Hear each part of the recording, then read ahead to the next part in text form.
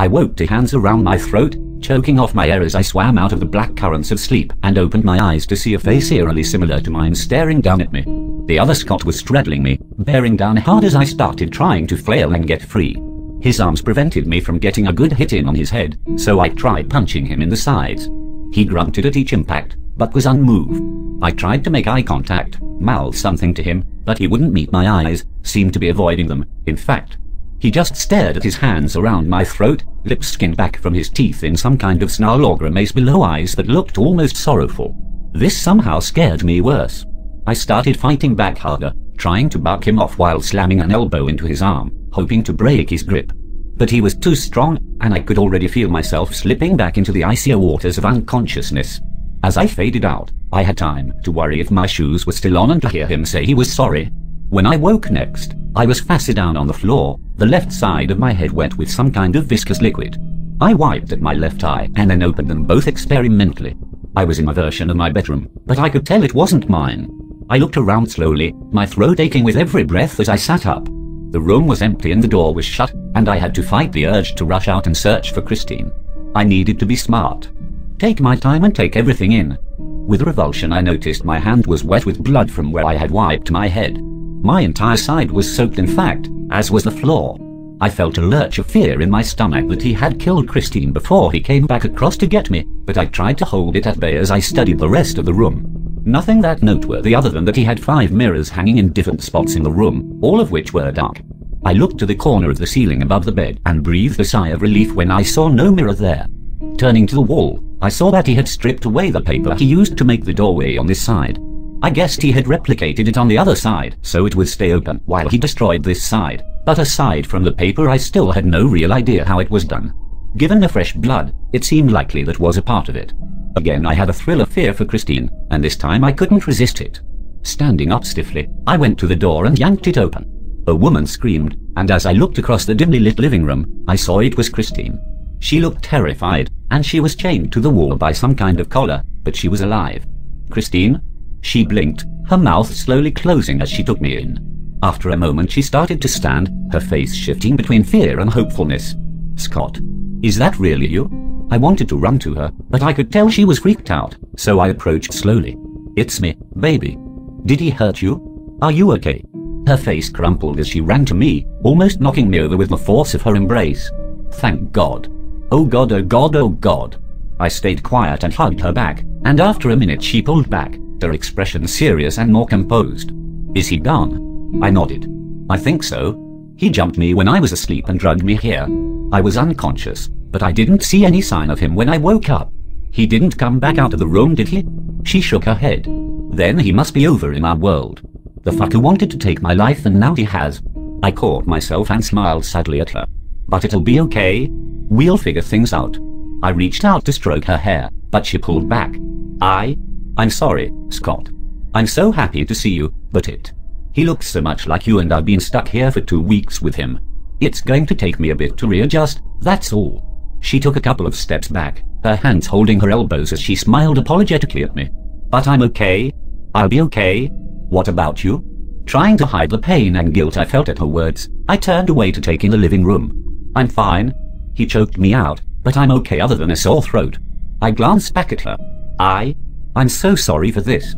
I know this is all insane and out of our control, but it's still a version of me that's doing it. I wanted to ask about the details of how he may have mistreated her, but I didn't want to make it any harder on her than it already had been, and we could talk about it later when she was ready. So instead I added lamely, I know he's crazy, and I hope you know I'm not anything like him. Christine reached out and touched my arm. Hey, I know that. You're not him and I know you're not like him. And honestly, I almost felt sorry for him at times. I haven't seen it, but from what I can tell and what he said about it, this place is really fucked up. Dangerous fucked up. He said people were going crazy here, and I think that was part of his problem too. She pulled her arm back, her voice trembling slightly. Do you know how to get us back? I shook my head as I turned away again, ashamed to look at her any longer. I've been trying to figure it out ever since you were taken, but I don't know yet. I communicated with him through that stationery my aunt gave me. He did the same with some an uncle of his on this side had given him. That paper, the two combined together, is how he makes the doorways. But no matter what I do, nothing seems to work. Out of the corner of my eye I saw Christine's face fall with despair. I pointed into the bedroom and went on. There's blood in there. A lot of it. And there was blood in my bedroom when you were taken too. I was afraid it was yours, but it wasn't, was it? She hesitated and then shook her head. Okay, that's what I was thinking. The blood has to be part of it then. Did you see how he did it? Again that strange pause, and then she gave a quick nod. I saw him draw the shape of a door in blood. Inside the paper outline like you talked about. Is the paper still there? She looked past me into the bedroom. Did he take it when he left? Finally I had some good news. He did, but I have more. When I realized I might not figure out how to get across to you on my own, I started hoping he would come back for me. I took to sleeping with my shoes on every night, and I kept the strips of paper I had saved tucked into the bottoms of them. If we can figure out how to create the doorway, I have the paper to do it. Her expression brightened for the first time and she grabbed my hand, pulling me into the bedroom. Try it. Maybe it will work. I took the strips of paper from my shoes, and for the next few minutes we pasted them carefully in an alternating pattern of cream and blue. As far as I could tell, it was close to exactly how he had them arranged when he took Christine. Then, dipping a pencil eraser in the thickening blood on the floor, I traced the outline as she directed. It did nothing. After a couple of minutes of waiting, I tried again. No change. Suddenly Christine pushed past me, her fingers dripping with blood. She frantically traced and retraced the outline over and over, but to no avail. Screaming, she punched the wall and fell back in a heap on the floor. I realized that her hand wasn't covered in the blood from the floor, but was bleeding itself. What happened? How did your hand get hurt? I started to reach out to her, but her dark look stopped me. I bit it. Just now. I thought maybe it needed fresher blood, or something other than a fucking eraser wiping it on the wall. I don't know. Not Scott is the one that did this bullshit, not Christine. She sighed deeply and seemed to regain control. I'm sorry. I know this isn't your fault. But we need to get out of here. Her bloody hand touched her collar. Fuck, this thing is still on. He said the key is in his closet. I can't reach it. I swallowed and nodded, jumping up to check the closet. Inside I found a small assortment of clothes and a couple of pairs of shoes, but the rest of the closet was devoted to books. They were stacked on a shelf at the top and in neat piles along the closet's walls. Most of them looked to be fantasy or science fiction, many by authors I had never heard of, a few by authors who had never written those particular books in my world. On top of the closest book stack was a key. After Christine was free, we searched the apartment over for any clues of how to reopen the door. 30 minutes later we were back in the living room, Christine staring at the floor forlornly while I tried to figure out something comforting to say. Look, it'll work out. We'll figure it out. But it may take some time. Her expression didn't change and I went on. I need to go out and get us some supplies. Figure out if this place is even anything like what he said. Maybe it's not half bad and he's just a crazy liar. I knew the unspoken subtext of what I was saying was that hopefully it would be nice because we might be stuck here, but I couldn't quite bear to say it. Instead, the idea of being marooned in this place just hung between us like some kind of noxious cloud, slowly killing the little hope we had left. As I was thinking this, I realized Christine was on her feet. You're right. Let's go and see what this place is even like. I thought about protesting, asking that she stay at the apartment in case the outside world was dangerous, but I could tell she was determined to go and it would be good if there were two of us. Between us we managed to find a pair of long kitchen knives and a flashlight along with a light jacket with pockets I could store the items in while we traveled.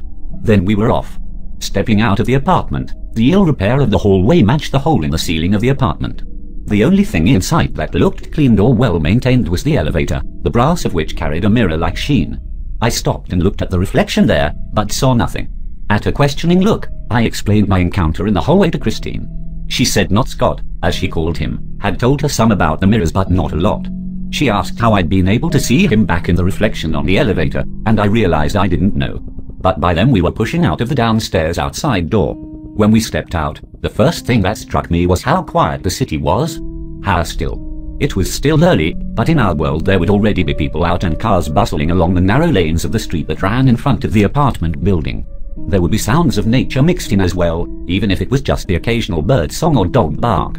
Here there were a handful of cars driving down the street, and the people driving them seemed to either be staring straight ahead as though their gazes were welded to the road in front of them or constantly looking in every direction, seemingly terrified of some surprise attack. It was hard to say which was the better idea. We turned to the left and made our way down to what would be a corner grocery store in our world. Along the way we passed only a couple of people, and they were both walking determinedly on the far sidewalk. They shot us wary glances, but that was all, and my attempt at waving hello to the second person was ignored. At the end of the block we found that Patterson's grocery store was now Patterson's package shop, but when we entered we found that aside from a large volume of alcohol the place still sold various food and drinks. Sticking close to each other, we selected a small variety of items and headed toward the front. Money didn't seem to be an issue for the moment, as Not Scott had left a small stack of bills and a debit card with the pin taped to it sitting on the kitchen counter. The bills were red and reminded me of Monopoly money, but when I handed the cashier a $100 bill, he took it without complaint and gave me a handful of strange change in return, including another RFK nickel. On the way out we were almost run over by a large teenage boy barreling into the store past us. As he cleared the threshold, he started yelling about how he needed fresh ciggies for my mom. "Get them up for her, you cussening fucker." I propelled Christine out onto the sidewalk, but not before I heard the cashier scream back that the boy's mother had been dead for 3 years. We exchanged a look, and I debated suggesting we just head back to the apartment, but Christine was already opening a bottle of water and cutting across the street.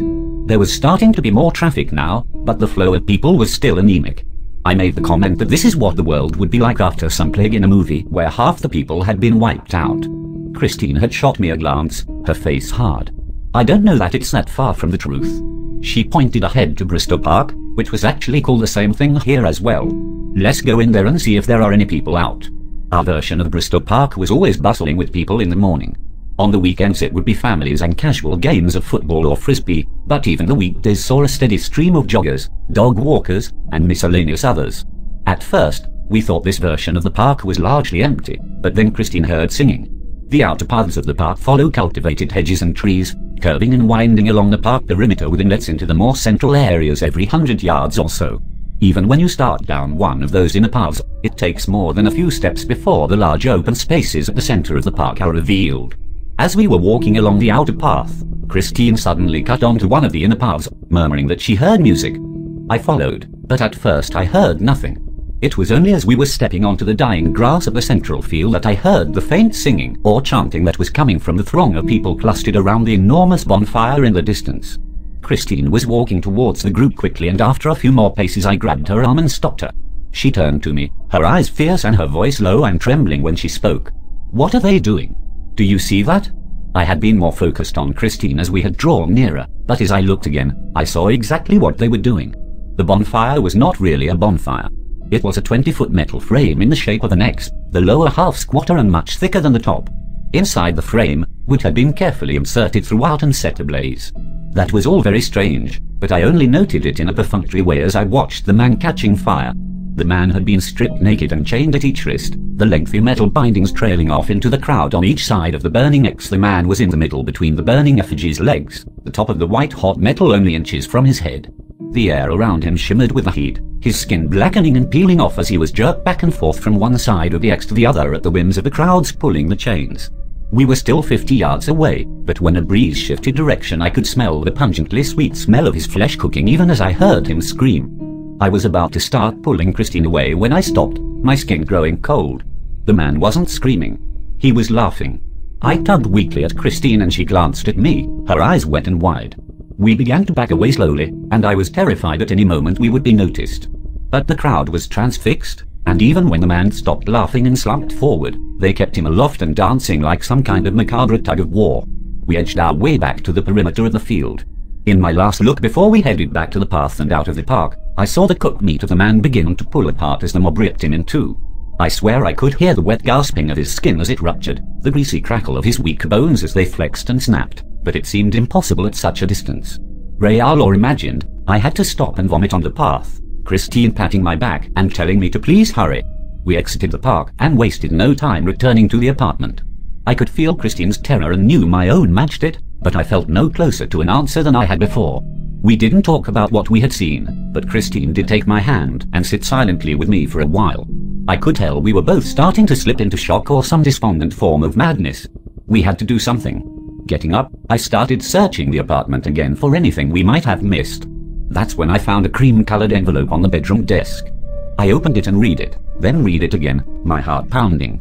When I gave it to Christine, she studied it for a long time before looking up at me. She was about to speak, but I couldn't hold it in any longer and blurted out, "Did he rape you?" Scott's face was worried, hurt and scared all at the same time as he asked, and I could feel myself loving him and hating him for asking the question. I knew he was concerned for my well-being, that he loved me, and I knew that he felt guilty because of who had taken me. But there was still something so selfish in him asking. So childish in him needing to be comforted if I had been raped, or even better, him hoping I could reassure him that whatever brutalities I had endured at Not Scott's hands weren't as bad as all that, so he could start pretending this wasn't his fault. Because it was his fault. I saw that now. Not necessarily because it was an alternate version of him, but because he had talked to Not Scott, responded to him, told him about me. I was trying not to be angry with him, but I was so hurt and scared, and we had to get out of this place. I had already been toying with the idea of lying to Scott after reading Not Scott's letter. I had no idea why Not Scott had lied about raping me, whether it was due to his insanity, natural cruelty, or just to make Scott hate him more. It didn't matter. If it could drive Scott's guilt and his anger long enough to force him to do what had to be done, it was a blessing. And if Scott's sad face and worried tone made it easier to tell the lie, so be it. I could ask for forgiveness when we weren't in hell anymore.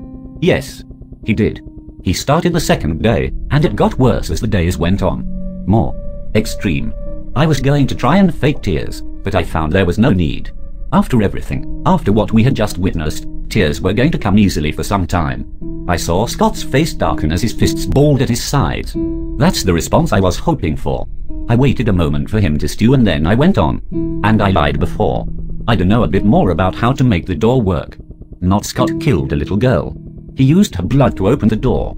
Some of that was guesswork on my part, but I had seen enough to make it an educated guess. Scott's eyes widened some, but he still looked hard and determined. Then that's what we'll do.